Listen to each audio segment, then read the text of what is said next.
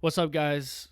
Welcome back to the Max Off-Road Podcast. My guest today is the one and only Jonny Walker. Jonny Walker currently rides for the Triumph off-road team. He's won Erzberg. He's won EnduroCross Championships, among many other accomplishments. He's super chill. He's the total man. We go into it. We talk about hard enduro, SuperEnduro, EnduroCross, training, having fun, living life. And I hope you like this podcast. Massive shout out to our sponsors.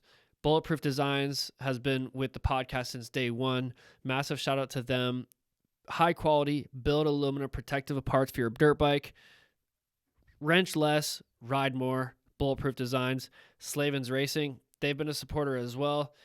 They have their staff knows the most about dirt bikes than any other company out there. So if you need help with your bike or don't know what to buy, you're safe purchasing from Slavens. Go get it. That's it for now. Thank you guys so much for tuning in. Let's go.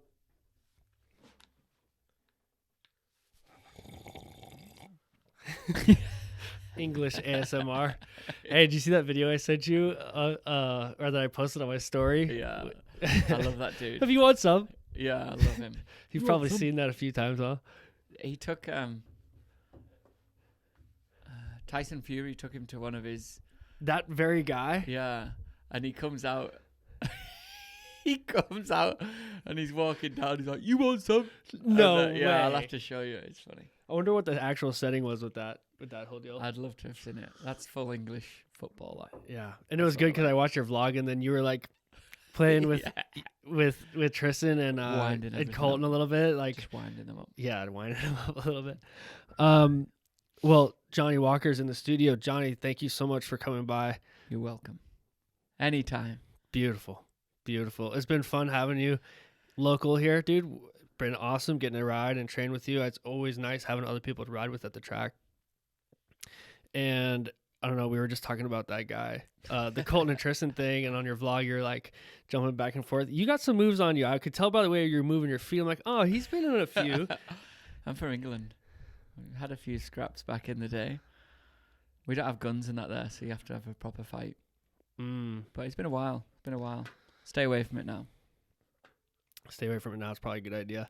I'm sitting here. We're drinking. I'm drinking a proper cup of Yorkshire tea. I can't believe it. When you pulled them out the cupboard before, I was impressed. I think they're the same tea bags from 2 years ago when you came here and you're like, Yorkshire tea is what you got to get. And you went and got some. You I thought went and got it was going to be the game changer. Just in case Jonny stopped by. Didn't have the chocolate biscuits though. Finally get to use them. Dude, IRC, every race, Jerry from IRC. Yeah. Do you know him? Yeah. Uh-huh. Oh, yeah. I went to the first round, the very first time I came, and he offered me a coffee. I was like, "Have you got any tea?" And he's like, "Oh, no, I need to get some tea for the next round." And I told him what I wanted, and he'd gone on, bought everything online. I told him I wanted some biscuits as well. So he got me some chocolate digestives from England, some Yorkshire tea from England, and he watched a YouTube video on how long to brew it for to get the best thing. He went full out. So like every race now, I go to IRC, he hooks me up with a brew. This week I went and made my own, and he was like amazed by the different technique because he lets it brew for 3 minutes, whereas I just use the spoon to squeeze the tea bag out, get it done in 1 minute. Is that because you're just in a hustle, or do you like the taste of it better? No, just in a rush. Yeah. Okay, so that's kosher to squeeze the bag. Yeah. Okay, I never knew if that was proper. Nah, just do it fast and then builder's tea, that one. Just kind of like slosh it around, and then squeeze it out with the spoon, and then he was watching me. He was watching me do that, exactly that. So perfect. He's learned now for next time. Yeah. Sounds like I'm on the right track, which I'm excited about. EnduroCross. How's EnduroCross been going for you? Obviously, you've been having a killer season, and now it sounds like you're leaving. Fill us in. What's going on with all that? No, it's been good. I'm happy with how much we've progressed. Obviously, signing for Triumph last minute and then getting a bike which hasn't done EnduroCross or anything. It's not like we can say, right, we need a setup from 2 years ago. Right. You know what I mean? Like we're going in with brand new everything. Cold turkey. Yeah, and everybody there doesn't know what we need, if you know what I mean. Like it's not like the mechanics are from, say, KTM from 2 years ago. It's like everything's new. So we know what we need, you know what I mean? Like it's fine. But I didn't expect to be where we're at. I'm not going to lie. Like just with it being a whole new bike and knew everything, I didn't feel like we were going to be on the podium at the first round and, yeah, get a race win before we leave. So we've made massive progress. So I'm really happy. What's it like leaving? Well, how is the bike? How are you liking the Triumph? Yeah, bike's good. Obviously, a totally different frame. I've never rode aluminium frame before. It's been 2017 was the last time I rode a 250F. So it's quite a while since I rode one of them. And I jumped on it and straight away I felt good. Like I went to test the bike, flew into, obviously I live in Andorra. So I flew into England and yeah, they had a bike at a motocross track. I just went and tested the motocross bike and I was like, if it's going to be good, I'll know straight away. So flew in, tested the bike. Bike straight away felt good. Power felt good. So I was like, yeah, let's do it.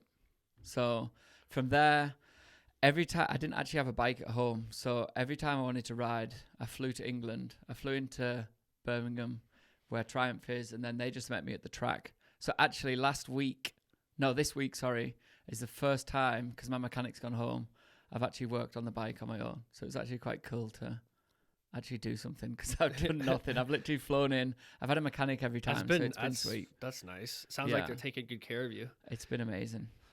Just looking at that bike, what's your experience like working on it? You just said your first time you worked on it, but like from looking at it, it looks like it's all got really nice hardware, like Torx bolt heads and nice, like the hardware looks really nice on it. What's it like working on that bike? Yeah, so I didn't do much.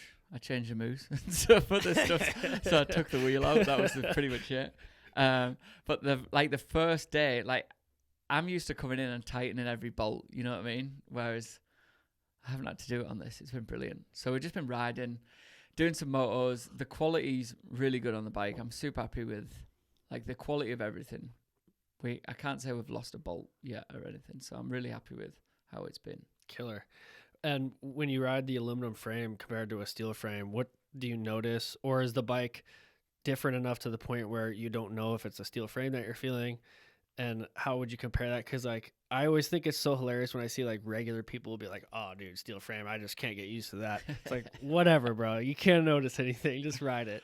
So what's it like from somebody that actually knows what bikes feel like? It doesn't feel much difference. Like we've still got flex. It's maybe a little bit stiffer if anything, but the biggest thing is the engine. I've gone from a 2-stroke to a 4-stroke, so I've got a lot more engine brake, which we need to. That's why I want to go home and do some work because I feel like we can get the bike amazing. The engine brake's the biggest thing for me. Like in the rocks, I lose a lot of speed. As soon as I chop the throttle, the engine brake comes on. But that's something that we're going to learn, you know. I'm pretty much just using that stock map thing. So we haven't actually done any sort of testing yet. So I'm excited to get home. The only testing we've done is foot peg positions. I moved the foot pegs. That's all we've had. That's crazy to do, which is pretty sick. Well, you look awfully comfortable on that thing just from practicing with you and racing with you. It doesn't seem like you're having any issues adapting to that bike. No, I'm so impressed. I am so impressed with the bike. Like, obviously, before I signed for them, I watched Motocross and Supercross and everything, and you watch the riders go from wherever they were before onto the Triumph, and straight away they're getting decent results. Like I feel it's not unheard of, but it's like when a new brand comes in, that doesn't really happen, you know. For like sure. Other brands, not mentioning anything, have come in to do Supercross and Motocross and not done what they've done on the 250 straight away. So I saw that and I was like, the bike's good, for sure it is. I was obviously a big fan of Triumph. It's an English brand, so that's cool. So I always watched MXGP, everything, just to see where they're at. And yeah, to be fighting for podium straight away, I think that's impressive. So impressive. You want to? No, you're good. Do you want to just like move it off the table because it's distracting me? Sorry. My phone was ringing if you're listening. How did that whole deal come about? Because, dude, all of a sudden it was like, oh, Jonny Walker and Beta part ways, and then you're posting pictures of a window fitting van on Instagram, or like, oh my god, he's going back to working construction, no way. And then it's like, before it even happened, I feel like people knew, like the Triumph deal was like brewing. I felt like it was brewing, and then all of a sudden it's like, yep, Johnny's on Triumph. Like, how did that whole deal come together, and and all that? No, so obviously the Beta contract ended just after Romaniacs. So 3/4 of the way through the year. Basically, I went there to re-sign or do whatever, and we just couldn't come to an agreement. So we just mutually parted ways, as you do, you know. And I actually didn't have anything sorted out. I always say you should never let go of one branch until you got another, and I actually didn't. So I flew back into England, and I did my release straight away because I was like, I need people to know that I haven't got a job, you know, before you start ringing around everyone. So I flew back into England. I went to watch some Speedway, and I just hung out for a few days. And while I was in England, the Triumph guy rang me, which was like unreal. I had a lot of people message me, which is quite good because I feel like the sport isn't in like a amazing situation, you know, with not that many brands and not that many teams to ride for. Like, I don't think it's in a very good position, but to get this offer straight away, I was like, wow, that's awesome. So I literally went straight from there to Triumph, and we spoke and stuff like that. So yeah, to get them, as soon as they rang, like, people were writing on Instagram, he's going Triumph. Hadn't actually spoke to Triumph yet. Like, it was literally, I'd spoke to Paul, obviously.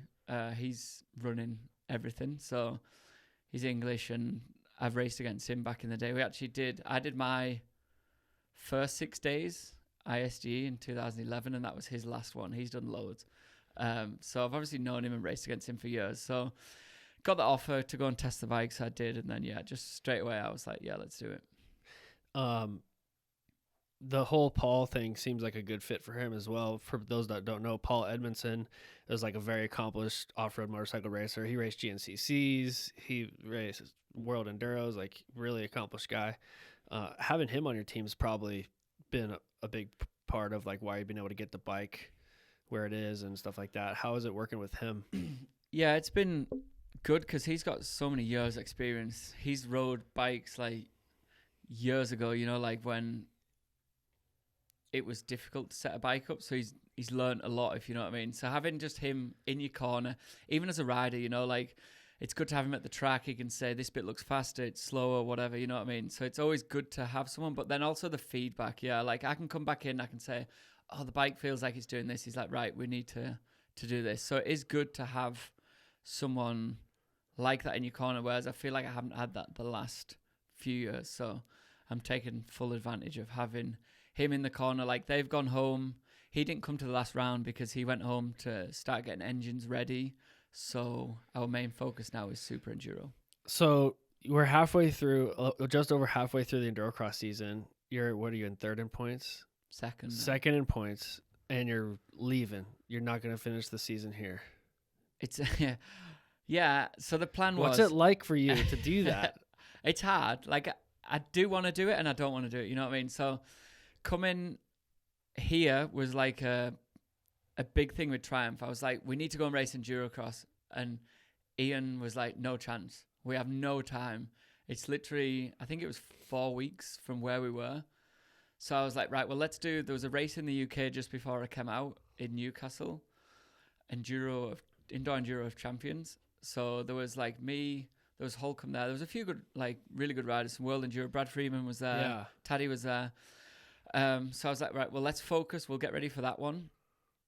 So we did. We got ready for that one. It went really well. He actually came up. Ian was at the Motocross of Nations because Triumph were doing a big thing there because they released the 450 there.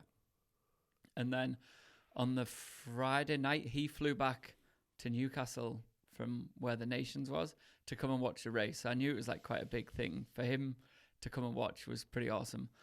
And then we won the races there. And we were there that night. I was like, let's just go to America. Let's just do the first 2 rounds because we need feedback from the bike. That's the biggest thing. If I go riding back at home, I'm going to be at a track on my own so I can feel fast. But unless I go riding with Billy or someone, you don't know where you're at. So I was like, let's just do the first 2 rounds. He was like, yeah, no problem. So it was like a massive rush. We left there. I booked flights. Paul and Jean, my mechanic, he flew Monday.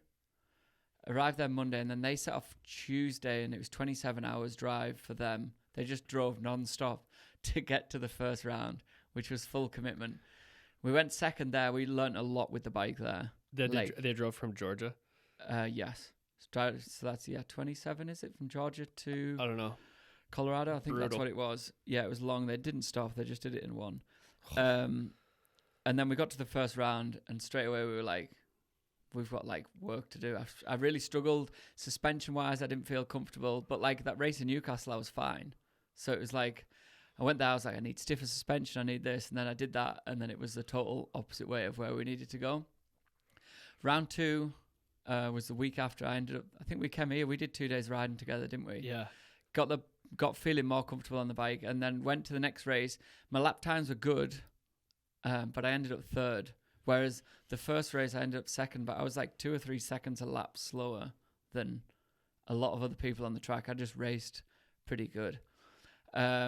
And then going into rounds 3 and 4, I felt really good. Like, apart from having the 4th on the first day, that was my fault because I was getting really bad starts. My lap times, I was fastest in hot laps. So I feel like we've just made a good progression to feel more and more comfortable on the bike. But also, we've got a lot of work to do to get the bike where we want to, if you know what I mean. Because we're allowed to do it, you know. We can do pretty much what we want. So the decision to go back to the UK to prep for SuperEnduro is just like a big picture decision, and the fact that you're able to come race here at all was a bonus. Yeah, it was a massive bonus. Just to be able to come, it was rounds 1 and 2, and Ian was like, "You're doing rounds 1 and 2, and that's it." And then after 2, I was like, "Well, we might as well do 3 and 4. It's the following week." But then Paul had to go home. He couldn't obviously come. He had to go home and start building bikes. But it only gives us 6 weeks from now until the first round of SuperEnduro, I think it is, which it seems a long time, but it's not a long time. You know, if you get one setup where you feel good and then you go to another track and it's crap. So then you have to go back to square one. And it's not like you just bolt a load of stuff on your bike and you're ready to go. You need to do everything step by step. We've pretty much, I think we've got 3 engines. So I'll go back to back these engines and then take the best of what we want. So it's just nice being able to have that opportunity, but also 6 weeks is not a massive amount of time. Yeah, for sure. Is it tough for you to leave after like getting this momentum in the season and feeling competitive at this point of the season and then ending on a win? You're leaving on a win. No, I said I want to win before we go home. So it's tough to leave. I thought, should we just stay and do it? And then I thought maybe I'll just fly in and fly out. But it's just it's not like America's, like you fly into this place, you got to get the bike. And like the next round's 15, 16 hour drive. And then the next one's even further. Yep. So yeah, it's hard to leave. I don't want to leave, but also I want to go there and fight for SuperEnduro this year. I feel like I've got such a good opportunity with Triumph. So that's the main focus, is to be ready for that. Do you feel like the bike is more competitive than the bike that you were on last year, the beta, like for you?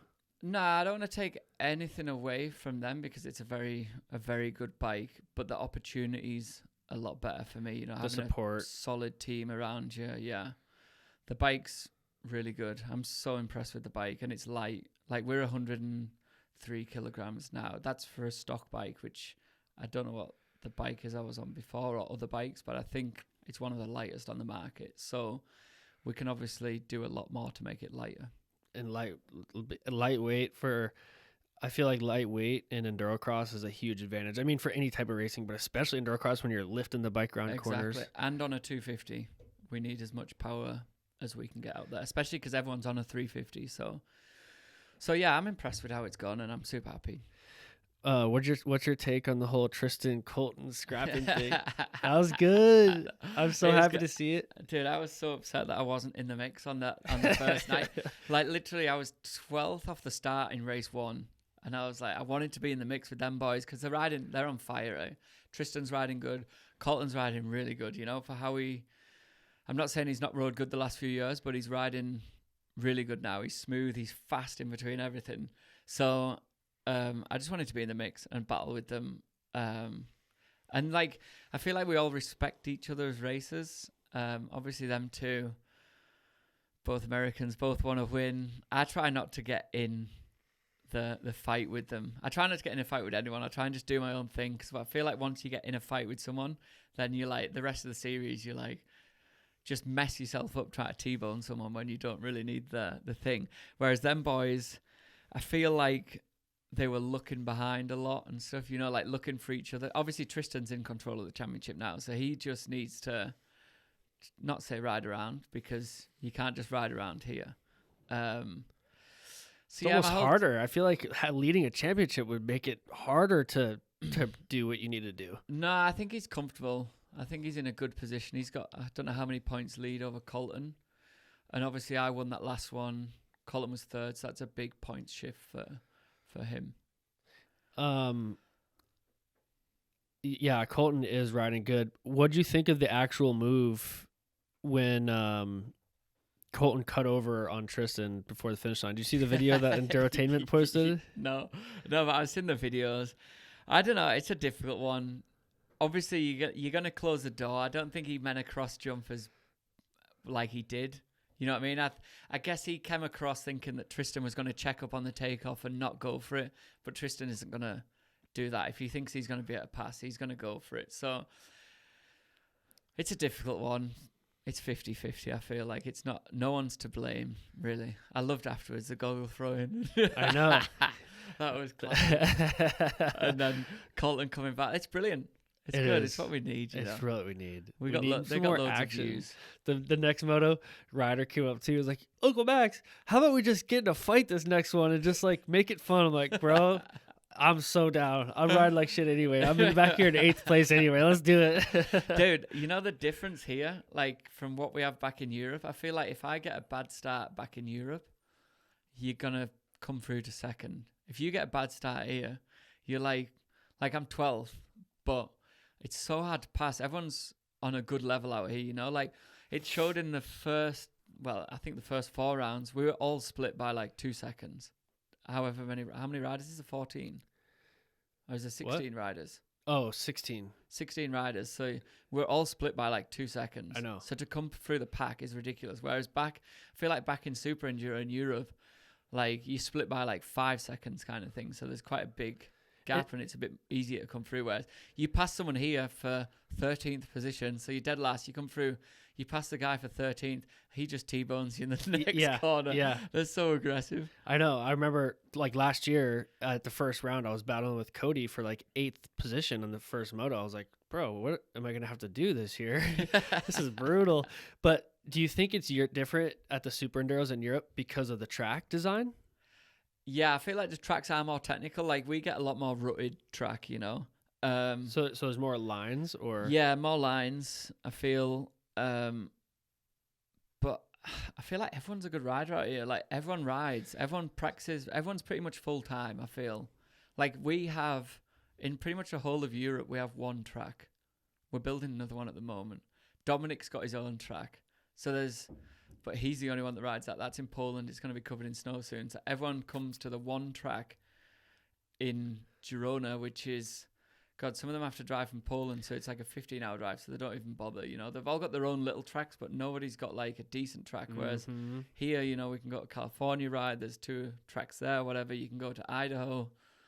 Yeah, it's just totally different, I think. Okay, so the level of competition here is just high. Like everybody here's kind of got it figured out, it seems like. And then, so the tracks are like different enough there. The tracks over there, I've never raced Super Enduro, but they seem like more technical, like more like flat faces that you have to ride up, rutted dirt. Like the dirt is always just like what they could get from the local area. It's like, yeah, I mean, it's been outside for the last 6 weeks, so it's soaking wet. So when they bring it in, it's just like ruts everywhere. But also, we don't have the same track builder, everyone. Everyone has their own track builder. So obviously some of them don't know what they're doing. And they build like some savage tracks. They're like, we need action. And it's like a trial section. We need action. Yeah. And it's like, they're like, we need people to struggle. And you're like, no, you don't. It's like, get some flow. The easier the track, the better the racing. For sure. Like, for sure. When everyone's pretty much running the same lap time, it makes way better racing. It does. I feel like a straight rock section is, in most cases, better unless the turn is built like just right. Because I feel like whenever you have a turned rock section, everybody ends up going to the inside as the main line. Yeah, no, for sure. I feel like everything in a straight line. We don't need anything on turns. because it just creates one line. If everything's just in a straight line, and it's like a rock garden's built properly, so there's lines, I think it's better to get the riders in to move rocks wherever they want them. So then there's 3 or 4 different lines. And that's kind of what you need to make better racing. I like the idea of leaving the corners empty too, because then you can actually race in the corners, race to the next obstacle, race through the next obstacle, instead of having to race through something that has limited amounts of lines. 100%. Like there's that one line last weekend, back when you came back towards the mechanics area before the finish, round 4, there was like that log and then the tires after it. Yeah. Well, we all just went inside and then pushed the outside tire. Yeah. Like I even tried to go inside a couple times, and like I just got hit by the guy. Exactly. I was like, I can't even use this other line. If that log was taken out, yeah, then you've got 2 lines. Someone can go inside, then they have to push onto the outside. Someone can go outside and push onto the inside. Yeah, cut in. Yeah, and also logs on an angle does my head in. You know when they do like a matrix, but they put them on an angle, so there's like everyone just goes the same line. Yeah. Big time. The one in Colorado Springs was pretty good. You were kind of able to go anywhere there. Yeah, true. But there's lots of dirt up to it. Yeah, which was nice. True. But hey, we're complaining about track builders. We don't build tracks. We don't build tracks, and they're doing the best job that they can. And as riders, my mentality on it is like, it's not my job to critique the track. It's my job to race it. So I try to stay out of it. But sometimes when there's something simple like that, it's like kind of frustrating. Like, guys, come on, just take this log out. It's super abrupt. But so back to the EnduroCross and the Triumph. So you're doing Super Enduro this year, and then what else do you have on your radar, and what are you going to be doing on that Triumph? So Super Enduro, and then we're going to do random races. I might do some Enduro GP. I haven't done them for like years, and I feel like it's just a nice opportunity. I'm getting old, so I'd like to go and race a few. But like when you watch them boys, Garcia and Holcomb, they're ridiculous. Like they're 2 different styles, but like they're so fast. And I'm not like say I'm going to go there and do anything. I'm just going to go there and have a good time. If I do good, I'll be stoked. If not, I've had a good time. And it's just good to go and race different things and see different fans and just have a good time. There's going to be something that I can do that's good. But then also, I might do some races of the Wares. I'll probably do Erzberg. And yeah, maybe Romaniacs. I like Romaniacs. It's rough, but we'll see. So Erzberg and Romaniacs on a 4-stroke. Yeah. What's that going to be like? I don't know yet. I raced a 250F years ago. You know what year would it have been? 15 maybe? No, what year did TPIs come out? 16 or 17? 16 or 19? 19. Not 17. Yeah, I think 2019 was the first year for the KTM TPI. Okay. Well, basically, I wanted to do the British Championship, and my friend was helping me out at Eurotech KTM, it was called then. So he was like, what bike do you want to ride? Because we can't do anything. Like, we can't... the bikes I had at home were like the factory TPI version. And whenever I rode a stock one, I hated it. So I was like, I don't want to ride the stock 300 TPI. So I was like, let's just do the 250F. Like, it's out the box, it's a good bike, it's stock. So I did the British Championship, but I won it on the 250F. I just flew in, had my suspension in it, and we put a different ECU. And that was pretty much it. But I won the championship that year. And it was pretty good. I enjoyed riding it. So we'll just pick certain races where it feels good. I'm going to try and get someone now back at home who's going to start testing and getting stuff ready for Triumph. So then when Super Enduro is finished, we'll have learned like what we need, how everything performs, is it hot, whatever, So as long as we can get someone, I think around Christmas time to start doing work, we'll be in a good position. I feel like double fan setup. I think the only place where like a 4-stroke seems like it'd be kind of limiting would be like when you're grinding your way up a really steep hill. You think? That goes on for a long time. You don't think it would get too hot? Yeah, maybe. I don't know. I feel like nobody has got a 4-stroke ready. Nobody ever done any work on a 4-stroke to make it good for extreme. Everyone's just like, oh, they're too heavy, they get too hot. But no one's ever built a bike for it, if you know what I mean. So I feel like they're not heavy anymore. Yeah, like 10 years ago they were heavy. They're not heavy now. They're the same weight. And yeah, I feel like we can make it work. That's gonna be We'll sick. soon find out. Yeah, we'll find out. I think it'll be really cool to see too. I think a lot of people are curious about it. Yeah. And I mean, it'd be cool if you went out there and started killing it on the Triumph 250, and then all of a sudden you like started a trend and people are riding KTM 250s. Dude, I know other riders, not naming anyone in particular, top riders would love to ride the 4-stroke, but they're not allowed For extreme. for extreme. Yeah, not mentioning any riders in particular, but they do. A lot of them do. But like, obviously, if they stop making Because it two-strokes, suits some riders' styles better. yeah, I guess so. Yeah. Like, what type of rider would suit a 4-stroke style better? Look at you try to quiz me. I don't know, like one with 2 arms and 2 legs, I think. Right. Yeah. Yeah. Exactly. Nah, I think they'll be good. Yeah. Dude, like we're all professional riders. We know how to set up a bike. 2 wheels and a motor, dude. Yeah. Somebody was asking me the other day, like, how's the bike? How's the bike? How's the bike? How's it compare? Blah, blah, blah. I'm like, dude, it's great. It's Bikes are good now. 2 wheels and a motor. Runs fine. Doesn't cut out. Doesn't do anything weird. Handles fine. Like, it's great. Bikes are good. Look at Ken Roxon. He's still riding a Suzuki good. And that thing's so old. He seems to really like that thing. Yeah. Have you ever ridden one of them? Never. My friend back at home, he's just a Suzuki man. He just buys them all. He's rode other bikes and hates them. Just goes back to the old kickstart. What's your what are the chances that you ever come do a hard enduro in the United States? I'd like to, yeah. I always wanted, like the last few years, I pushed to come race out here, but it never worked. I did a few races, and I feel like your championship over here is really good. A lot of good riders. The tracks seem good. There was one last year that didn't look too good. The one where Cody was the only one that finished. Because I feel like extreme should be rideable. Like, if you've only got one, like, I do get why they only want one finisher, but I feel like, what's everyone else going to do? If only one rider can finish, then. And I feel like the Wes Championship's a bit like that now. When it first started, I feel like it was cool. It had like extreme, classic enduro. It had a bit of everything, so it did get the all-round rider. Now it's just gone to extreme, and it costs money. And I think it's kind of spoiled it a little bit, you know?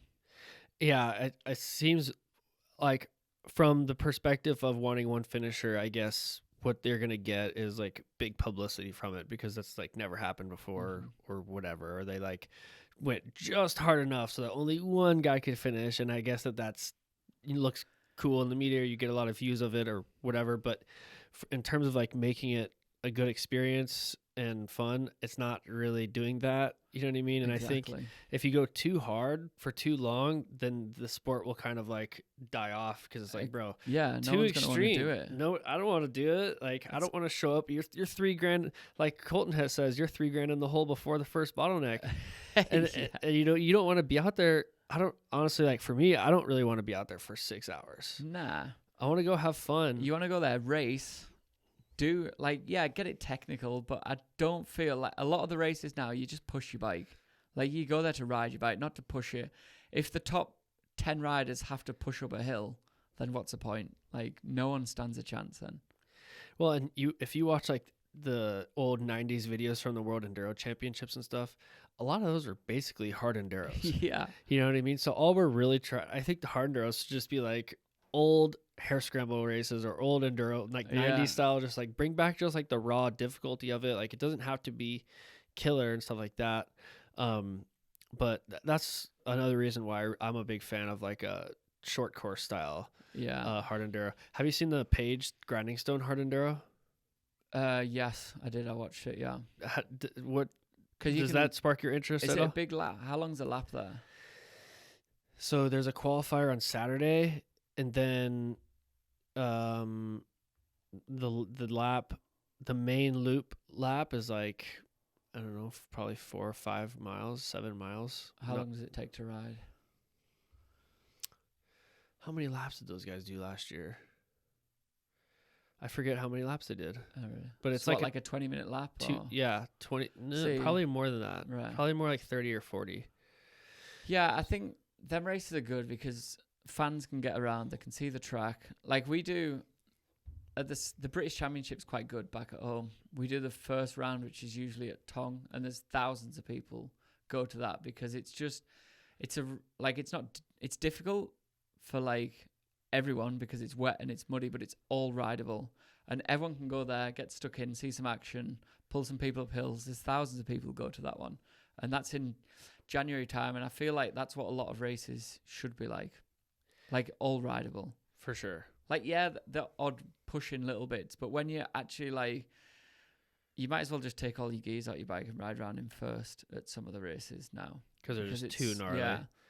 So those are unappealing to you, even though you're like one of the best technical riders there is. Yeah, but I don't ride enough extreme now to be good at it. Like, I'm not too bad, but yeah, I just don't get the hours in. You need to ride so much. And the reason I don't ride is because my body can't take it anymore.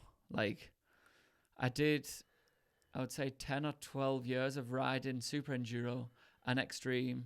So basically, as soon as SuperEnduro finishes, you start extreme, and then you go all the way through to SuperEnduro. No time off, and I just kept getting injuries and stuff like that. Now I look after my body a lot more. I don't ride as much. But you've got to, like for extreme, you've got to put in so many hours. Just like if you were going to prepare for hard enduro events, like what would your training program look like? What now? I'd just try and get hours in. Before, I'd ride for hours.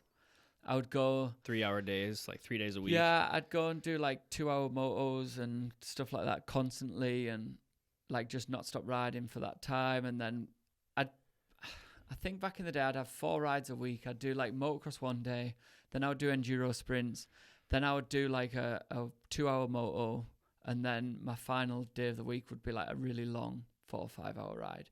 But you're doing that every week. It's hard work, dude. It's hard. But like, I was winning back then, and it's probably why I was winning, because I put in quite a lot of work. But like now, my shoulders just start hurting. Like, everything starts to hurt. How old are you now? 33. So we're close in age. When did you? Because you broke your arms really bad. Like, you had a string of bad injuries, I feel like.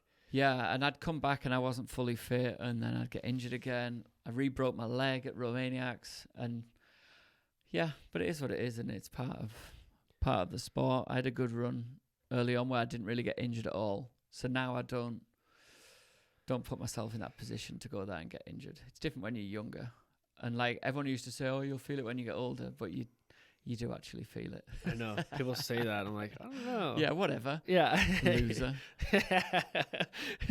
Maybe if I was built out of the same stuff that you are, but I'm different. Exactly. You think you are, but you're not. Exactly. You learn that as you get older.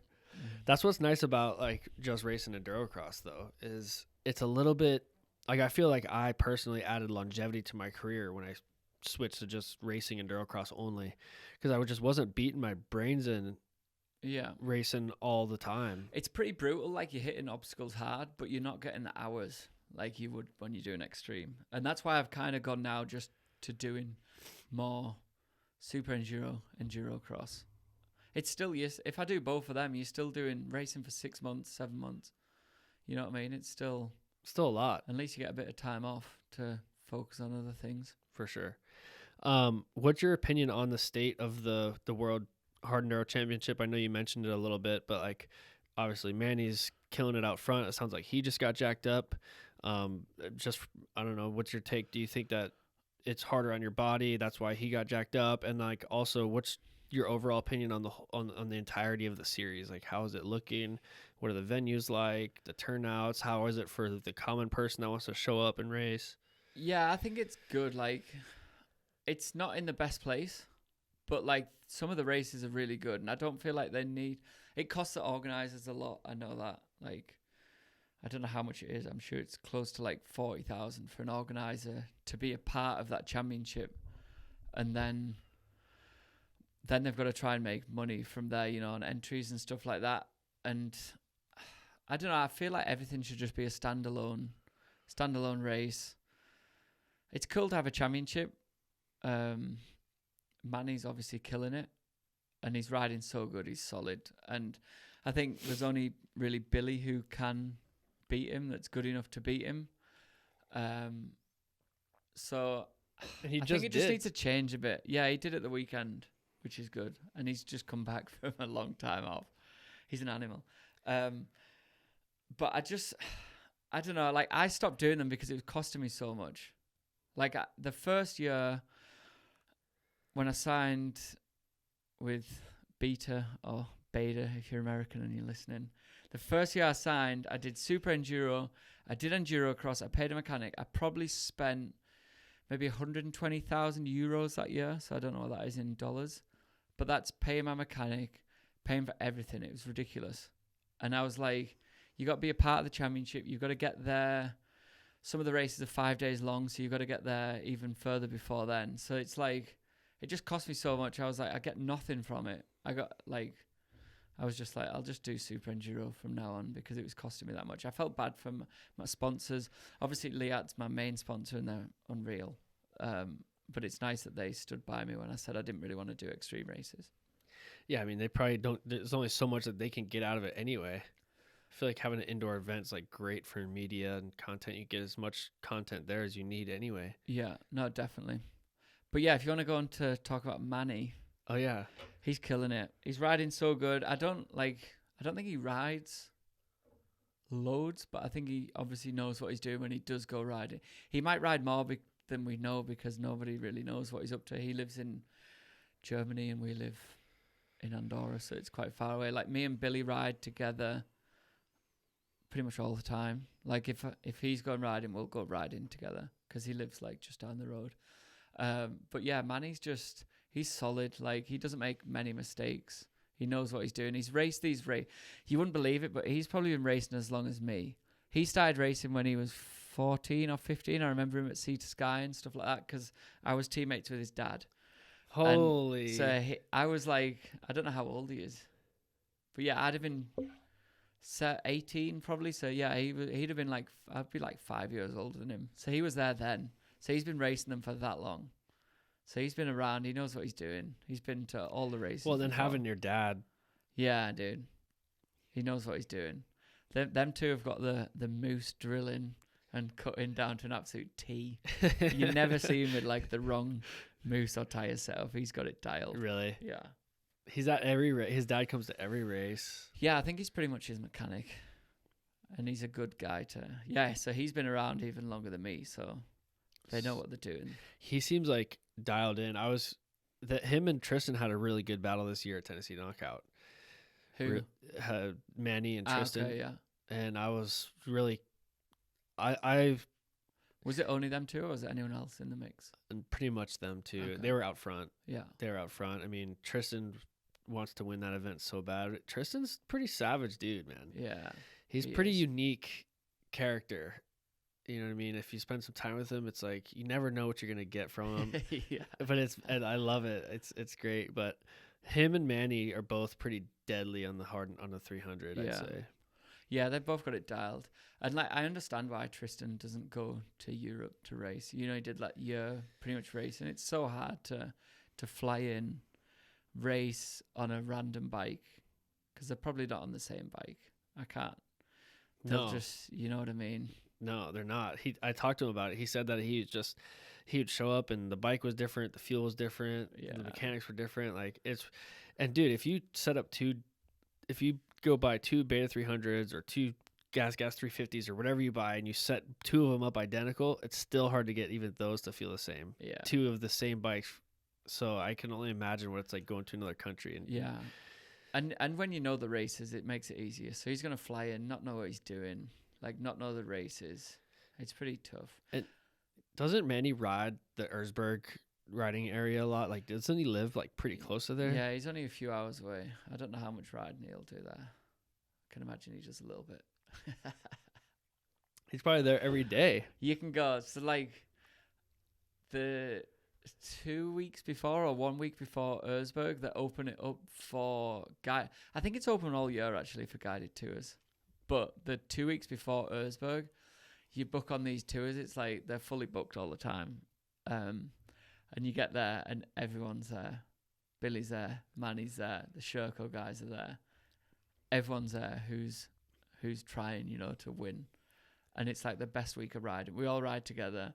you ride like the first in the woods, the first lot of woods. So it's just, we just mess around, but it's pretty sick to ride with everyone.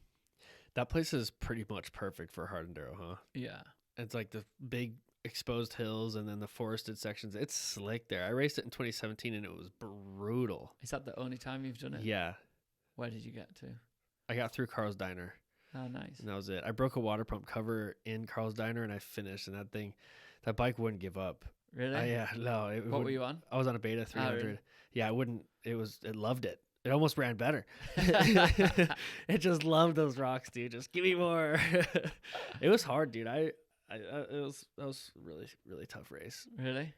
Is that the hardest one you've done? What's the hardest race? I think I overhydrated a lot. I think before overhydrated. I was like paranoid about like being hydrated enough. Oh, really? And it's only a 2-hour race, though, isn't it, really? I like flushed my body out of electrolytes and stuff, and I started cramping like immediately into the race. I was like, oh god, this is gonna be a long day. Really? Yeah. The first year I won Erzberg, I had Powerade in my camel pack because I forgot my stuff. I had to fill it with camel pack. My god. And if you look at me over the finish line, I've got blue down my face where it's been dribbling. It like dyed my face.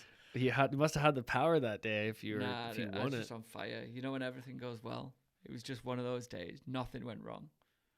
You're just like dialed in. Yeah. What do you think it is? Like, I was just talking with Destry about that. I'm like, dude, it's hard to feel so dialed in every single race. Yeah. Like at the last race, I felt kind of flat. Then the race before that, I felt good. And then this next one, I'll probably feel great. Like, what's your take on that? I'm fine back at home, but I struggle here in America. Like with the food, I do really struggle on race days to feel good. I have like a food plan that I always stick to 1 week before race. But like, I feel like out here, I have to buy organic everything. But now I've just realized this last week I didn't have pasta on leading up to the race.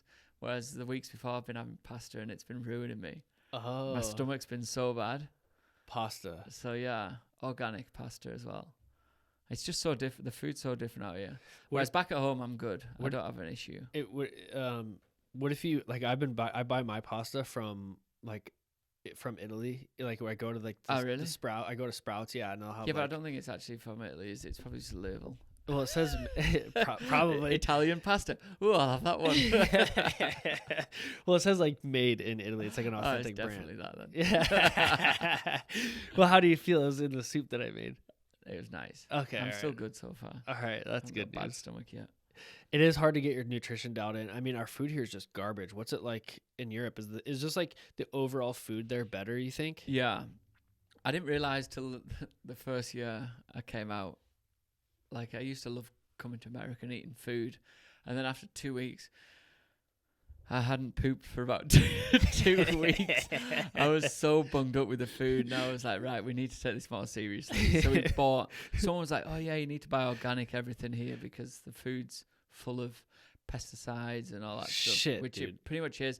And then when I started watching programs, there's like food processes out here that can't be done in Europe. It's like illegal. Yeah, it's illegal in Europe to like do what they do with the chicken over here and stuff like that. Yeah, the chicken eggs or the chicken. I don't know, but I just seen it online, so it must be true. Dude, dude, it is so much different though. I mean, like, dude, all of our food is basically poisoned. Yeah, like all of our food is basically dude, poisoned. you buy a chicken breast out here and it can feed like 6 people. A chicken breast at home is like one person only. Really? But the chicken breasts are that big out here, dude. Maybe it's just because we have more sun. Me and Emily yeah, me and Emily just share a chicken breast out here because they're that big. I took one out the other day and I was like, wow.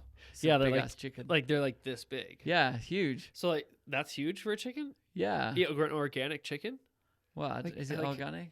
It probably just. If you get an organic one, like I just bought that chicken soup. It was like, I mean, his little like the whole body was probably like that big, no, like that. No, yeah. Okay, so it's about but you got to buy organic. But dude, if you get one of those like herb roasted, delicious rotisserie chickens that's like in the plastic container at the like the grocery store, those are pretty good. Really? Yeah, they're pretty good. But I just bought one. I roasted it myself, and it actually turned out really nice, dude. I don't really know what I'm doing, but I just went for it. Yeah, I just put loads of stuff on. Yeah, I do that all the time. Yeah, you should. That's kind of how you got to cook. Like, throw some stuff on it. Don't overthink it. Like, get some general guidelines, and then lube that thing up and get it in the oven. Just throw it in there. What about the toad in the hole? Are you still doing that? No, we haven't done toad in the hole the whole year we've been out. If anyone wants to know, one of the years we came out, the first year, the second race, before the second race, Emily made toad in the hole, which, if you're American, it's like, you don't even have Yorkshire puddings. How would I explain it? Because we made it for you afterwards. How would you explain it? It's not even very healthy. It was just it's like sausage with bread on it. Yeah, kind of. It's like it's made in a large dish. Yeah. Right? Like, it's made in like a large dish like this, and it has like... Just Google Yorkshire pudding. It might Yorkshire explain. pudding? Yeah, that's what it's called, a Yorkshire pudding. Yorkshire pudding. So it's made in a massive dish with sausages in, and then, just potatoes. So we had that, and then I went and won the next race. So every race day, it was just toad in the hole the night before. So how much do you think Superstitions works? I don't know. I try, like everyone does. Because we're trying to find like the race day. We were just talking about like, how do you feel perfect on race day every time? But I've gone off that. I used to only put like everything on my left side first and stuff like that. But then I'd get kitted up and I'd be on the way to the track, and I was like, oh shit, did I put my left or my right sock on first? And then I was like, oh god. So then sometimes I'd go back and get changed. And then I was like, I got to a point, I was like, this is ridiculous. What are you doing? And like, people salute magpies and stuff like that. Is it magpies? Is that what they do? What's is that? Like a bird? Oh. They're like, hey. I don't know. I never. It must be an English thing. I never do that. I don't do anything. No, you just let it go. I just roll with it. Yeah. Well, I mean, it goes back to just like focusing on what you can control. Exactly. You seem pretty level-headed. Like whenever I've known you, you're always like here. You're always just like pretty same height. Pretty chill. No, it's like your energy level is like you're always just kind of chill. Like, pretty chill. Let stuff brush off your back. Just kind of roll with the punches. I get stick for not being aggressive enough. I used to in KTM as well. Fabio on the bike, like, or just as a person? Before I'd go out, he was always like, just get it and like do this. Trying to get you pissed off a little bit. And I was like, all right then. And then I'd go out there and I'd just race because they'd always want me to be more aggressive. And like, I never want to be aggressive. Like, obviously I can be aggressive if I want to be. And I have been in the past a couple of times. But I try not to because I don't want enemies on the track. There's nothing worse than when you're at a race and you've got to concentrate on someone else who's going to be taking you out. So I always try and respect everyone. And when I make a pass, I always try and be clean. And I don't like to be, I'm pretty level, I don't try and do too much. I'm pretty chill. I'm old now, we just take it easy. Enjoy everything. Exactly. Enjoy the little things. Exactly. Enjoy life. Well, it's good that you're enjoying it. It's tough sometimes. Like we were just talking about, like how even just racing EnduroCross, the 6 rounds can be stressful on the body and on the mind, and just like you said, you don't get one start and then you're back, and it's not easy. It's a uphill battle the whole way. No, it is, and like especially when you come out of practice and you've had a crappy practice and you're lying like 7th and you're like, oh shit, they're 2 seconds faster. And you've got to try and work out where they're faster and stuff like that. I'm always good. I've always got Emily filming. She films every practice, everything. So then I feel like I work good by watching a video of myself and then seeing that my suspension's doing this or it's doing that, or it should be better here. So I feel like that's how we've made progress at this year's EnduroCross, because we've had so many videos to watch. The importance of having a moto chick. Exactly. Especially one that looks after you. She seems We've had to some take shitty ones in the yeah. past, so it's quite nice to have an amazing one. She's solid, huh? She's very good. She looks after me very, very, very good. Nice. Good. She's an amazing cook. We get on together. We're together like 24/7, and we get on so good. We never fall out. So that's a bonus. I always like your whenever I get a WhatsApp from you, your WhatsApp pictures like with you and her. You guys are like, what are you guys on, like a scooter and a costume or something? Dude, we went to the downhill. Have you ever been to watch a downhill? No. There's such a good vibe, the downhill races. I love it. So we went and it was, do you know Bernard Kerr? Have you heard of him? He's got his own team. He runs a team actually. He does a really good job. He was looking after us at this one race. He's a Liat guy. And he lent us this little pit bike and these really shitty old helmets. And we got pictures, and I was like, yeah, it's sick. What's it like at those downhill events? So good. The vibe's so good. It's not serious. You're not racing against each other, so everyone's good friends. And, dude, the pace that them boys go is ridiculous. I've rode with a few of them, and it's like, it's ridiculous. But, like, the vibe, everyone's just drinking and having a good time. Like, all the way down the track, everyone's going wild. With the handlebars and stuff like that. And then after the race, everyone gets on it. Everyone has a good time. That's what it's all about. It's all about just having a good time. Whereas, I guess when you're racing against each other, it's a bit more serious, I feel. When you're in the show, when you're in the circus, it's a little bit more, a little heavier. But even at the pits, like, everyone's giving out beers and everyone's just having such a good time. And then have you seen it when, like, a rider wins and then they just storm the track? The riders, not the riders, the spectators. Because obviously there's a finish area. Oh, yeah. As soon as the last rider's down, especially if a French rider wins at a French race, the security's there, tries to stop everyone, and they're just like, not a chance. They just run through them, and then they're just going wild. That's why I love hard enduro in Europe too, because it seems that way. Like when you get gets in roto, there's guys with chainsaws and like. That's one of the best ones, and that's what makes Erzberg so great. Is like it's a party. It's a hard enduro festival. Yeah, true. There's partying. There's the whole bit. A lot of I guess a lot of people haven't been to Erzberg, but it's huge. There's like I think they have about 80 or 90,000 people over the weekend, and the beer tent. They'll obviously seen videos in the beer tent, but that goes back to having short course races. The races that you've said, all 2-hour races. In one area kind of thing, like Getson Rodeo, the lap will be like 8 or 9 minutes maybe, but it's like a couple of miles, the lap. And it's hard, but not too hard, so it's slippy, but you can watch, it loops round and they've got bridges, so you can literally see the full track. And I think that's what we need. Should we just make a championship? Motocross championship. Yeah, we should. And give out free beers. Who's going to pay for it all? Yes. We'll find somebody. Yeah, sure. We'll find some rich people. That's the best way, actually. There's short course races, the multi-lap races. That's why I brought up Grinding Stone. I feel like that's one that you'd really like because it's trialsy. There's big obstacles. It's gnarly, and you can go there practicing beforehand, right? Do you go there riding? Yeah, you could ride there. It's short course. It's fun. Like I think like you would do really good at that race. And the 4-stroke, it'd be a good race for the 4-stroke. I think. Yeah. It's in March. I do get for like. People, everyone tells me that Serbia race is really good. It's a bit like Romaniacs, a little bit easier than Romaniacs. But like for your as a rider, they want as much riding as possible. You know, like your person that's going there, who's spending $5,000 to get there after they've bought loads of tires and mousses and drove there. They want full a load retail. Of riding. They don't want to drive 16 hours to do a 2-hour race. They need a full experience. Yeah, so I do get like them races are good, but the short course ones are cool. Yeah, that's why I feel like a Saturday Sunday format where there's a Saturday race and the pros race it also. Yeah. And Josh Shecker, the US Hard Enduro guy, diplomatic official general, he is like, dude, let's do like a long loop Saturday. And that's for the amateurs, the pros, everybody. And it has splits. Yeah. So it's like a full race of itself, like a mountain race. And it has splits, so it's still gnarly for everybody. And then a short course style race the next day that a certain number of amateurs from each class can qualify into. They get their run in the morning, and then in the afternoon, all the big boys go. Yeah, and they do the short course race. So then all the hobby riders get a day and a half of full riding. Yeah. And then they get to go cheer on the best in the world and watch them do it. I'm a big proponent, and then it's scored as a 2-moto format. Yeah, so just like national motocross. That's like TKO, right? Pretty much.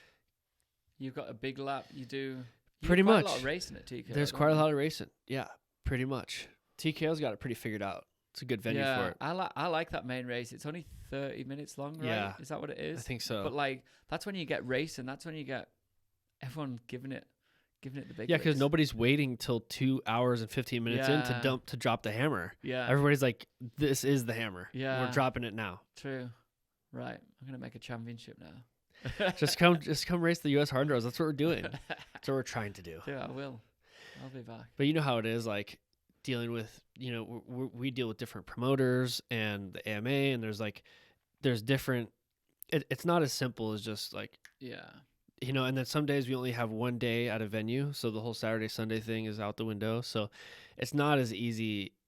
Making these changes that we want is always more difficult than what people see.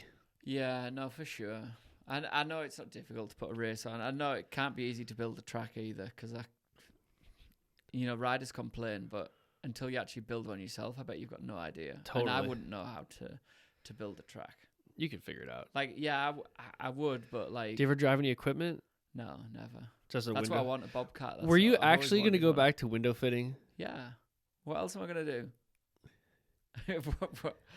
I haven't got any you like qualifications. full perched the van. No, I didn't. That was just a joke. I got tagged in that. I got tagged in that. Okay, so you weren't fully committed yet. No, but like, I'd be good for a little bit. You know what I mean? Like, I'm always gonna do something. I will as soon as I finish racing. I'm sure I'll go to work. Like, I'm not one of them that wants to sit around. I enjoy doing stuff. I've got a house in Andorra now. I've just absolutely blitzed it, and I had so much fun doing it, just smashing down walls and that. So I'll just keep doing stuff. Real estate stuff is fun. Yeah, I think so. I could do a window business. Yeah. Well, Back to it. So you business come from isn't there anymore. It's closed down. Who's The guy that I used to work for. Really? He's finished. He's retired. Yeah. So did he shut it down or did he sell it? In that area, there's like a gap. Ooh. So I might finish soon. So you got like construction roots. You used to do that. Yeah. I finished school. It's good to have a backup plan. I finished school at 16. I went to be an electrician.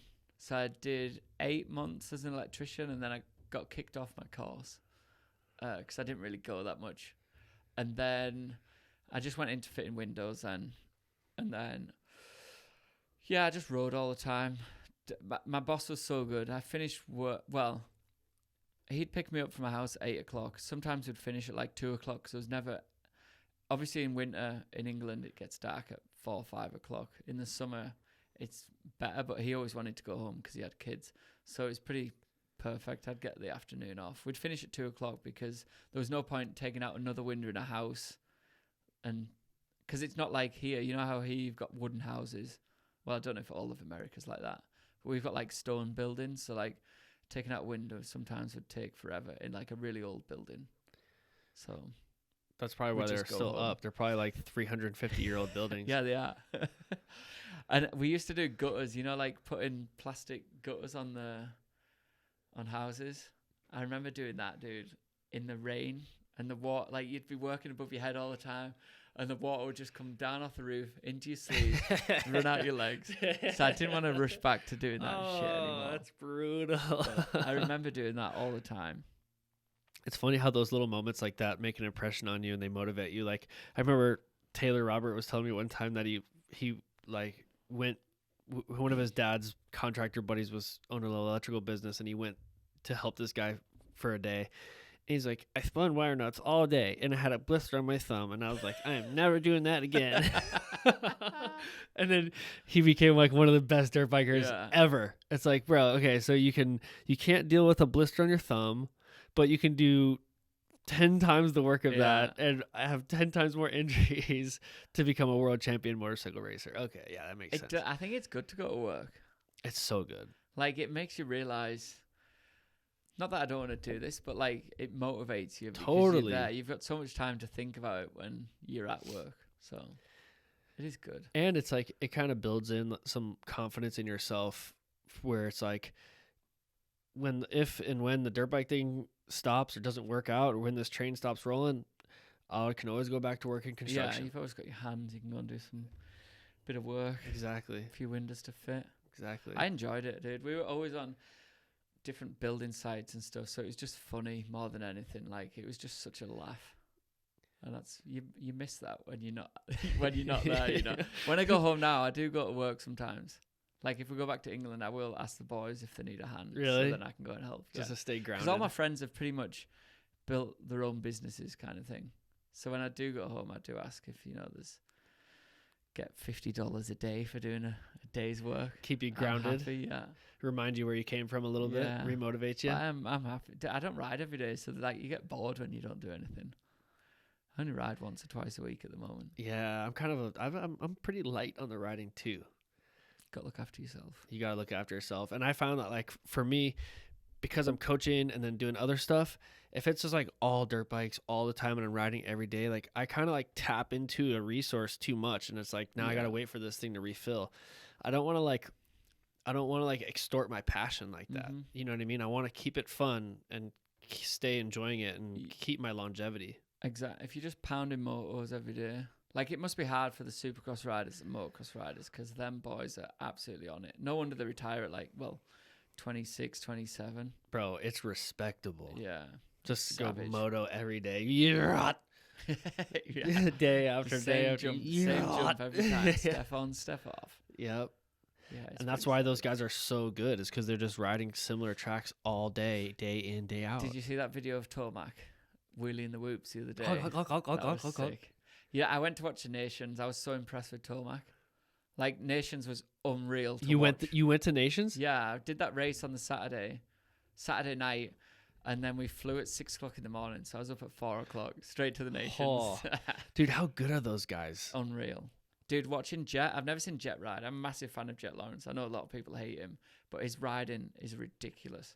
And actually to watch him was just like, he's so effortless and so perfect with how he rides. You probably see so much more detail too when you're standing trackside, Yeah. not on the TV. And that track, dude, was brutal. Brutal. Them ruts were ridiculous. I mean, they were like 3-4 feet deep ruts. Yeah. And there was just like 15 of them in a row, straight up a takeoff. And Tomac came over and he killed it. I thought they might struggle a little bit, but he's ridiculous. It's surprising he was that good in those types of conditions, because those seem very European conditions. And Exactly. And them boys ride them tracks all the time. And Jet too. Jet's obviously rode them tracks because he raced in Europe. But also like Geyser coming through in that last race. bro, That was sick. You could tell he wanted that race win. guys are so gnarly. Yeah. He just seems like old school gnarly type of. Yeah, he's strange. Like some weeks he's like really on the pipe and he's ridiculous, and then the next week they just pass him and he's like looks like he's cruising around. I don't understand it. It's weird. That's But he's how I had some felt. big crashes. Yeah. A lot of those guys have had some big crashes moto. That's why I do off road, dude. I mean, it's one reason. I think. Trees don't move though when you hit them. True. Not if they're bigger than that big around, then no, they don't move. Yeah. Sometimes if they're that big, they'll like bend over. The balers can get through some thicker trees. Yeah. They like run into them on purpose. I love following them too. I know, they're great, aren't they? Yeah. We need more of them. Maybe we should get one of them to come race EnduroCross. Shake it up with Tristan and Yeah. Colton a little bit. Cody's back, right, for the last 2 rounds? I think we should do like, instead of like one-on-one we head-to-head need a racing. Nations EnduroCross, sorry. We need- But carry on. That would be a good idea. Carry on. I was gonna say we should do like a halftime show where we draw names out of a hat, and 2 of the top 10 get to fight in the middle of the track. Me and Billy spoke about this a few years ago. I was like, we should do weight classes, boxing, like for charity. 'Cause obviously, I don't want to fight him No. because he's twice the size of me, but I'd fight anyone else. How funny would that be? That would be so brilliant. good. Just for charity. Who would Just you raise some money for charity. who would you most want to fight at the EnduroCross series? In the EnduroCross, Like if you could pick anybody from the top 10, everyone. all of them. Yeah, definitely had a good fight with Tristan and Colin. I'd love to get in the ring with them. That'd be a good one. How funny would that be? Oh. We should do this one year for charity. I think it's a great idea. I'd fight Billy as well. Yeah, I'd fight him just to have a good go. For charity. Yeah. It's just for the good. What charity are we gonna get to? I would start training soon. Yeah, start getting those moves back. I saw Yeah. your little shuffle. On the You've toes. practiced. It's been a while. You've done a little bit of mirror boxing in your day. It's been a while. I've done a little bit We too. used to have this guy who used to come round and train us to box back in the Really? day. Yeah. It's probably handy to have. Yeah, it would be, especially nowadays. You have to start with full gear. You have to Yeah. start with full gear. Imagine. But anyways, back to Nations. How Oh, yeah. sick would that be? Do like an EnduroCross of Nations EnduroCross here. of Nations. That'd be really sick. Do it at like a sick location too. Yeah.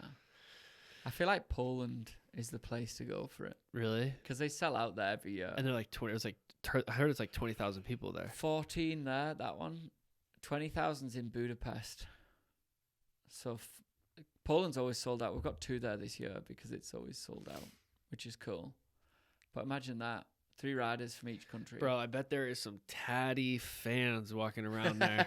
Holy shit, I can only imagine. Dude, and they drink. The fans are just drunk Partiers. all day. We have to get like security, and they have to put these fences, and they have this full military security on the gates because they're just there like They love it too much. yeah. Holy. And they're smashed as well. Yeah, that would be sick. But then we all have to come over there. Yeah, but we could. You only need there's America and Oz. Everyone else is in Europe ready to go. We could send over a container. Yeah. Probably wouldn't be that bad to do. Everybody, like the top 3 guys sends their bikes. Top 3 from each. Top 3 from each. So you'd have like Tristan, Colton. No, Tristan's Canadian. Oh yeah. So that you'd have like a Tristan and a Brandon Petrie. Yeah, exactly. See, it's pretty sick. It's actually pretty sick. And then like a Colton. Oh, then you have to get Colton and Cody on the same team together. That's good. Why do they not get on? They do They'd now. have to be teammates. I think so they that do we can- now. They do Oh, now. really? Yeah. I don't know. And then you've got Spanish. Who would you have? You'd have to have Garcia. You'd have to have who? Garcia. Garcia and Yeah. Gomez. And then the Australia, you'd have to have Willie Boy. And his brother. Just I And feel his- like the Lawrences. Just the 2 and of then them. someone else. They'd have to get someone else. There's some good Australian riders. Yeah. Like a Milner or something like that. Yeah. Somebody that can kind of do it all. That'd be sick. There's some good options. There we go. You and Billy, right? And Brightmore. It'd have to be a battle of the Brightmore brothers. Them, Dude, how about them boys? they're good. Very good. Very talented. Them boys are good. Every little video I see of them, I'm like, damn, look at the way they ride that bike. Dude, they've got Flo, the young one. Ashton, I think it is. I get mixed up with them. Me He's so good. Dude, they're both like a crossbreed between motocrossers and with like the flat back and I think their dad trials guys. Their dad was a motocross rider. Yeah. And then they started doing trials. So they've always done trials and now they've gone doing motocross. But yeah, they're so good. And extreme and they're young, super young. I don't know how old they are. They have but so much good. room to grow. I think that they're like the next generation probably Definitely. of winners. And I'm trying to think who else we've got in England. I was trying to get Dougie Lampkin's kid, Fraser. He has started riding EnduroCross. He's only 16, I think. But now in Europe as well, SuperEnduro has a 125 class. So there'll be more kids, I feel like, coming through. But the thing is, we have 6 rounds or 7 rounds, I can't remember what it is. But they've done the 125 class at all the rounds, which I feel like is a bit shitty for... and Super Enduro? Yeah. Because kids are at school, 125 class, they can't... You know what I mean? It should be like 3 or 4 rounds. Can you ride a 250F in the 125 class? I have no idea. I guess so. Or is it what are they on? Are they on 250s or are they on 125 2-strokes? I don't know. It's new this year. Oh, They're just bringing it in. So it's going to bring more juniors up. that's good.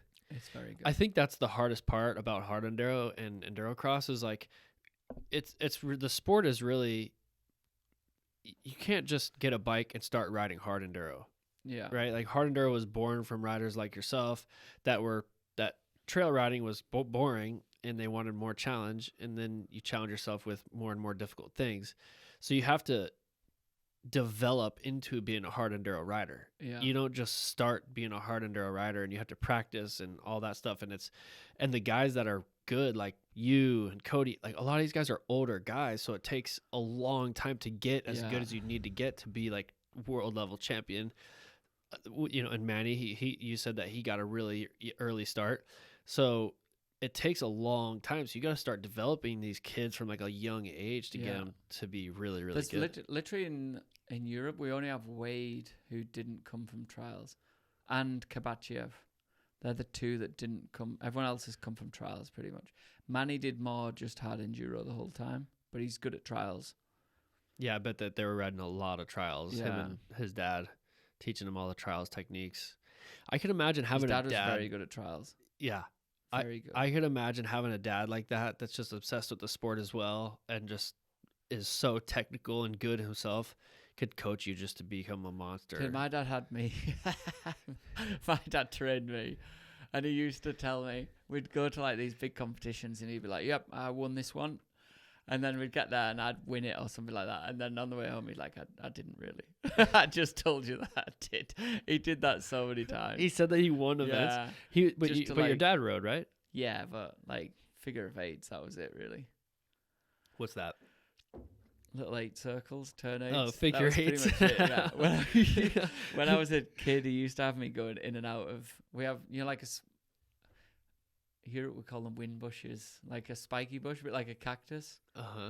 He used to have us turning in and out of them, and if we fell off, we'd hit them and they'd like spike us and that. How bad are the spikes in England? Do you guys have Not like as bad as cactus? here. Emily rode a bike into a cactus, dude, and caught a foot. And like we were trying to get a shoe off, and we couldn't get a shoe off because there was Was so it the many Choya? spikes in. Was it the yellow one? The It was Choya? on the floor. Yeah, the She ball. caught a pedal on it, and it went right through. She had like, these cycling shoes on. Oh, Bless her. I fuck. felt there was blood and everything, dude. It was proper in there. Oh She shit! probably still got them in there. Was it a now. Choya? Do you know what the Choya is? No. It's the yellow one that kind of looks like a teddy bear. There's different Right, there's different maybe. varieties of it, but it's like a yellow ball with just spikes coming out of everywhere of it. Oh, dude, they were in her foot, and I was there on Were the they side hard of to the pull track. out? Yeah. Oh yeah. They had that's- like a barb, to stop them Oh coming yeah. out. Oh yeah. What a nightmare, bless her. She was like in tears on Oh, the track. well, they have poison in them too, so they Ah, actually really? like yeah. Oh, Yeah, they she's actually, still like- alive. This was 2 years ago, so she's still good. Well, no, it's not like it doesn't like kill you poison. It's not like venomous. It's just like a little bit of like I don't know, it just makes you swell up and it's Oh, just really? hurts like shit. Yeah, and it'll hurt for a long time because a lot of times the end of them will break off in there. That was what was happening. I was trying to pull them out. I got a sock off, but then I was trying to pull them out of sock while she was trying to get them out of feet. We were scared of snakes because we were in the desert. It was weird. It was funny. That sounds like a romantic comedy. The UK couple comes to Arizona, finds a cactus. Oh, man. Dude, one time, Johnny Wiseman, the ride shop. Do you know Johnny? No. He does my suspension. I was a long time ago. I was riding with him out here, and he like tucked the front off a rock and like throated a choya, like and landed into the choya into his throat. And I was like up ahead. And I was like, "Oh, what happened to Johnny, dude? I've been waiting for a while." So I turned around and I go back, and he's standing there. He's standing there like this, and he's got choya, dude, whole body covered in choya. His neck, his armpits, he couldn't move because he's just like covered in choya. I'm like, "Oh shit!" What did you do? That must be horrible. I You gotta grabbed get back two- to the van. Oh yeah, I grabbed 2 sticks and started pulling them out. I didn't know what else we were gonna do. I'm like, Johnny, this is gonna suck, and I'm gonna feel terrible. But you're just gonna have to fucking soak it up, dude. You're just gonna have to nothing eat it right worse. now. You're just gonna have to take it, bro. He took it, and I remember when I pulled the wood out of his throat, it was like I was like pulling as hard as I could with these 2 sticks, like pushing them together, like oh, and I'm like trying to be careful so this thing doesn't fling back at my face, And I finally get it out of there. He's got like tears coming out of his eyes, breathing heavy and shit. I'm like, this guy's gonna have a heart attack, bro. And he took a drink of water, and I was like, we were like pretending that like water was gonna come squirting out of his throat right here, like. But it was bad. But yeah, we were there for a while, and I don't know. Eventually, you just pick them all out and then go home. Wow. What else do We you don't do? have that stuff back at home. We've got nothing dangerous. You like it out here, though, don't you? I love it out in America, yeah. It's nice here. I love coming here. It's chilled, nice vibe, good people to ride with. It just makes it good. You ever I gonna, might come back in around January, February time and do some Really? riding. just to do some riding? Yeah. I'm going to leave my bike at D's Nuts' house. Are you? Yeah. Shout out to D's Nuts. It's my trials, buddy. We're going to go ride trials this afternoon. Are you? We ride trials every night, pretty much. Really? Yeah. Trial Superstore, shout out. He's got like some trial sections, rocks in his garden, and balance beams. Balance beams is where we do loads of work. I'm really bad at balance beams. Well, those are good because they're low impact. You're not exhausting your body. Yeah. You're just Dude, you don't breathe though. I don't breathe when I ride trials. I'm like, and then that's it until I get out of the section. I'm like, wow. And it's so hot out here. It's been warm. It's just starting to get nice. Yeah. It's just starting to get nice. We were walking down the street the other way, and this big big lady was sat on the side, and she said Emily was there in like a shorts and a top, and we'd just been running, and she was like, "Oh my God, are you not cold?" And she was like sat there sweating, like with her pants and a jacket on, and it was like 30 degrees. It was red hot, and she was like obviously thinking it was cold. Celsius. It was red hot. Yeah, Celsius. I don't know what that is in Fahrenheit.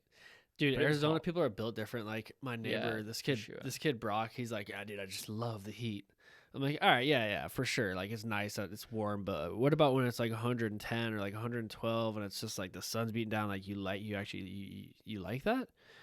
And he'd just be like, I love it. Like, okay, bro, take it easy, bro. You're going too far with the whole Arizona thing. You're taking it too far. Yeah, I love it out here. I feel good whenever I come out here. It's hot all the time. My body feels better. I ride trials every night, and we ride 2 days a week, 3 days a week, EnduroCross, and the rest we chill.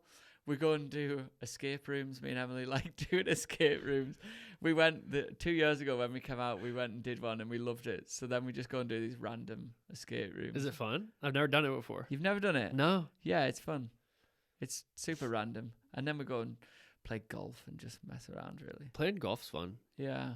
Well, we went the other year, didn't we? When you're leaving next Tuesday? Yeah. Fly on Tuesday. Big test Thursday, Friday. Got 3 new engines, I think, to test. But then we've got the mapping guy coming to the track. Because I feel like we can do so much with the mapping. So I'm excited for that. That's what's sick about a 4-stroke. Yeah. Just change it on the computer. Exactly. I'm excited. Like, I've not done a mapping test in years. So I'm excited to see what we come up with. And then hopefully we go into the first SuperEnduro feeling really good. How much work do you want to do on the bike or off bike in terms of training before SuperEnduro? Obviously, you're close, so you don't have like a ton of time to make huge gains. But like, obviously you have to test the bike and get that ready. But is that where you're putting all your effort, or do you still have to like be mindful about how you're training to prepare? No, I'm still training. Like, obviously, I started just before we came out for EnduroCross. And I feel like now I'm starting to feel good race fit. And I kind of wanted to stay just because it's good to be race fit, you know? Like, the way everyone raced out here being so aggressive, like, I kind of want to stay for the last 2 rounds. But that's the best training you're going to get. Yeah, no, for sure. If I go home, I ride around a track, we can do stopwatch and stuff like that. But it's not the same as someone riding up the inside here everywhere and having to think about other stuff. So, yeah, pretty much I'll do my bits, but my main focus is getting the bike good. Like, I'm happy with the bike, but I just know we can do so much. And I've got that opportunity to do what I want. Yeah. Pretty much what we want. Dude, so that's there's not so really sick. A budget as well. So yeah, I mean, the fact that they're bringing out 3 engines and a mapping guy, it sounds like they just have like a lot of the right people in place where you can just say, hey, the clutch feels this way. We need to improve that. Yeah. The engine here's what I'm feeling. What can we do?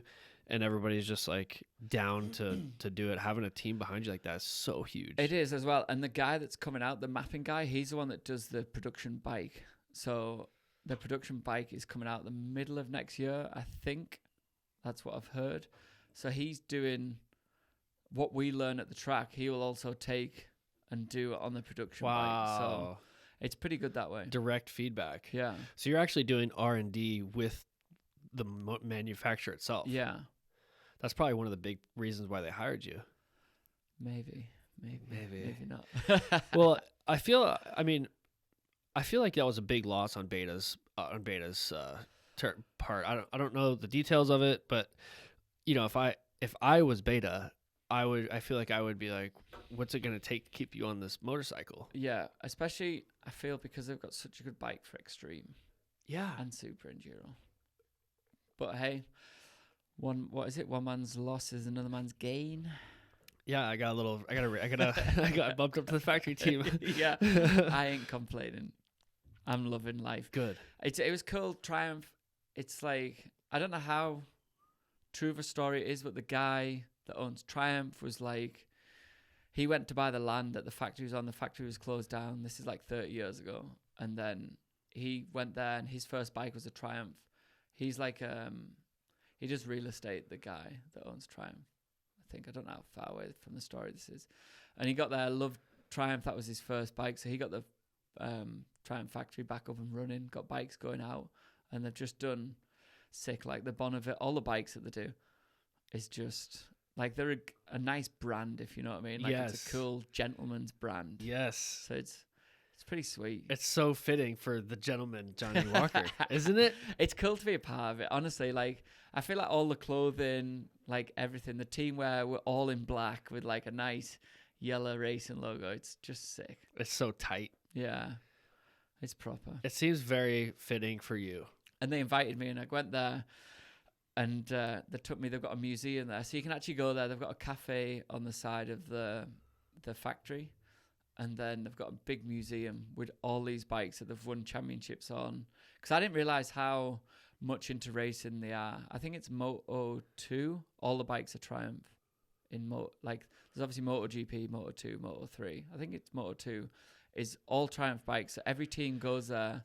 There's however many engines. They all pick 3 engines for the start of the year, and then they've got to ride them. So like you pay to, like Gas will pay and run a Triumph engine in Moto 2, you know, and then they just set the bike up. Yeah. So then they just set the bike up how they want. So everyone's on pretty much the same bike. They can just do their own setup. Interesting. So I got there, and then there's all these. They've won the TT and all that sort of stuff. And then the one that sealed the deal is Steve McQueen's bike is there from when he did the jump, you know, in the Great Escape. Have you seen that film? You need to watch it. I grew up, and this is like the film I used to watch on any Sunday. Was the film that I used to watch. I watched that a lot. And then the Great Escape, he comes and he jumps over, right at the end of the film, he jumps over this barbed wire fence. He gets caught by the Germans, I think it is.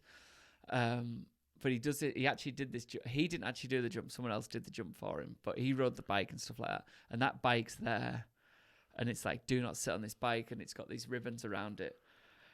And Ian, the main man, went and took the thing off the do not sit on the bike, and he's like, you can sit on the bike. And I was like, no way. I'm in. It was quite emotional. I'm not gonna lie. I sat on this bike, and I'm like, fuck. I'm like sat on Steve McQueen's bike. He was sick. It's like came full circle. You grew up watching that, yeah, and now you're sitting on the bike. Amazing. You watch that film, and like I never thought I'd ever see the bike, but it was there, and it runs. Someone's done it up, and Emily got to sit on it. I actually messaged him the other week. He's just signed a new rider, and he was sat on the same Triumph, and I messaged him. I was like, I thought I was the only guy that got to sit on that bike. And he's letting everyone sit on it. It must be his way to seal the deal. That's his way. Takes it out. Everyone actually sits on the bike. It's just a lie. So the real ones in the back. Yeah. But as soon as they like run up through the factory, meet everybody, look at the bike, and then if they're still like, okay, I don't know, it's like, okay. Yeah, sit on the Steve McQueen's bike, and you're like, right, done, deal. Yeah, just give me the contract. But yeah. That was sick. I've got pictures. I'll show you the pictures afterwards. I would love to. So stoked on that one. That's sick. Yeah, so you're like part of like a heritage brand. Yeah. You know, that's what's cool about it. It's like a heritage brand that's coming back, and then they're racing and investing in exactly what you do. Yeah. Off-road dirt bike stuff, where you're from too. It just seems like such a sick fit, and I couldn't think of a better guy for them to have represent the brand. Take over because they've been so good to me. Like, I hope they do really well. Good. And I hope we do good with the bike. Because, like, when I first spoke to them, like, we haven't got a bike ready. I'm like, can we do a race in 3 weeks in Newcastle? He was like, no. We need to get straight to work. Yeah. So then they built the bike, and it was just amazing that they did it. The whistle. Yeah, the whistle's cool, though. I like the whistle. Supercharger. Everyone messages me saying, what is the noise of the bike? I have no idea. But someone messaged me the other day saying the road bikes do it as well. Really? So it must be a Triumph thing. It must be like their signature. They put something in there. There's actually just a whistle in there. Yeah. In like the bottom of the crank. Dude, honestly, perfect. Put it in. Sick. Leave it in. Don't change it. I'm going to leave that. Yeah. We'll put good. 2 whistles in, I think. Yeah. Super duper charger. Well, Jonny, it's been great sitting down and talk to you. Thank you so much for making your time. Are we wrapping it up? How long have we been? We could keep going if you want. No, we're good. How long are we? Hour and a half. I've got to go and ride trials in a bit. All right. I've rode this morning. Double dipping today. 2-a-days? Yeah. So you're motivated. I don't know whether to ride again before I go home. Thursday. I might ride this weekend. What did you ride? You just couldn't get enough of that EnduroCross. Just wanted to go ride some more of it today, huh? Yeah. I haven't rode since Saturday, so I was like, I rode trials pretty much every day. Taylor Robert lent me his bike, so I've been riding a bit of trials. But yeah, I need to be in good shape when we go back for SuperEnduro. So bit of trials, bit of EnduroCross. How do you beat Billy? Don't know. That's what we need to find out. I think with this bike, we're on I feel like I've got a better opportunity now than I have done in the past. Obviously, he's an unreal rider. He's riding good. He's brought the level up massively. We've also got the Starks this year as well. The Starks are racing SuperEnduro. What's your opinion on the Starks racing SuperEnduro? Dude, I don't mind. Racing's racing. I'll race anyone. The only thing that scared me was when we last raced, I didn't know if I was going to get T-boned. You know, you can normally hear you. I made a pass on Taddy, and I was like, going into the next corner, I was like, where is he? Like, you can't hear. Normally, you can hear if someone's going to T-bone you or run you off the track or whatever. So you can at least kind of... I rode like that. I was like, oh my God, where is he? But yeah, no, it's cool. Sneaky Taddy. It's good to have him back racing. Dude, Niter came to that race in Newcastle as well. How's Niter? He was good, dude. It was sick to have him there. I haven't seen him for years. He's a classic. Yeah, it's nice. He's been racing over here a fair bit, right? He did in 2022. Not this year?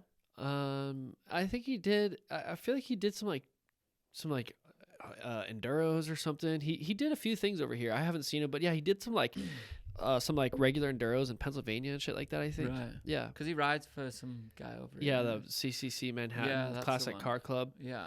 Yeah. So it's cool to have, dude. He's like an absolute legend of the so sport. Sick that he's still racing too. Exactly. I hope I'm still racing when I'm...